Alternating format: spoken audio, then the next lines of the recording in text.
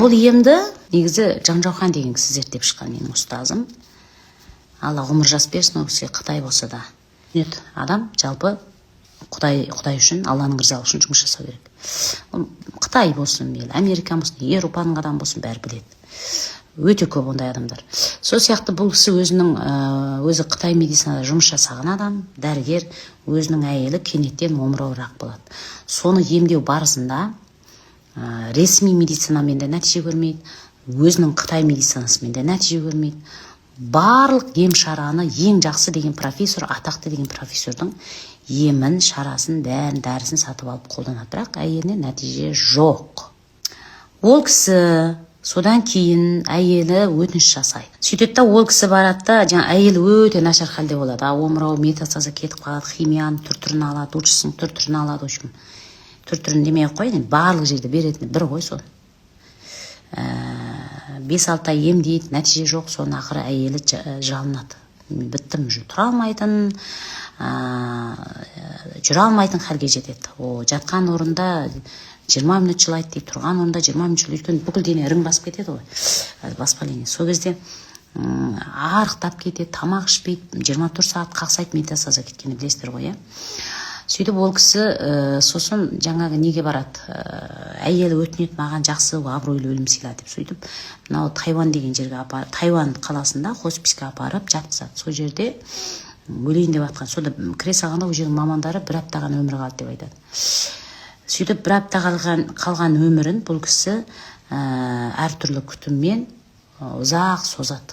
Женшін береді, анау бар, мынау бар, 24 сағат оқалатады деген сияқты. Енді ұйықтаған кезде тиіспейді, қалған уақытта оқалатады. Күндіз клиникасында жүреді, кеште жаңағы әйелінің қасында болады. Сөйтіп әйелі бір күні қатты ауырған кезде сол әйелінің денесінен ауырған жерінің маңайынан нүкте тауып алады. Сөйтіп себепті нүкте қазіргі біздің істеп жатқан сол дүниеге келеді.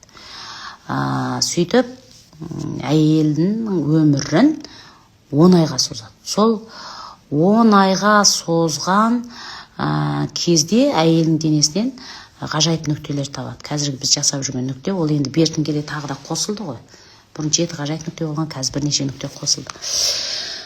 Енді ол нүкте не, ол қалай организмге көмектеседі, Алла тағала қандай дизайн, қандай логикамен бізді жасады, оның бәрін қарапайым тілмен сабақта түсіндірім келіп оқыған кезде, сөйтіп сол нүктелермен, әйелінен тапқан нүктелермен барып орталығына барып жұмыс жасайды. Науқастар емдейді. Әйелін ауырған басылғанда сол нүктемен жаңа орталығына барып сол ауырып тұрған жүйенің нүктесін, әйелінен тапқан нүктесін барып жасайды да, емдеп алады. Бірақ өкінішке орай әйелі әрине 1 аптадан өмірі қалған 10 айға созып, бірақ бір жиналыста әйел көп тамақ жеп қайтыс болады. Оны мен сабақта түсіндіріп жүрмін, өте ауыр науқасқа көп тамақ жеуге болмайды.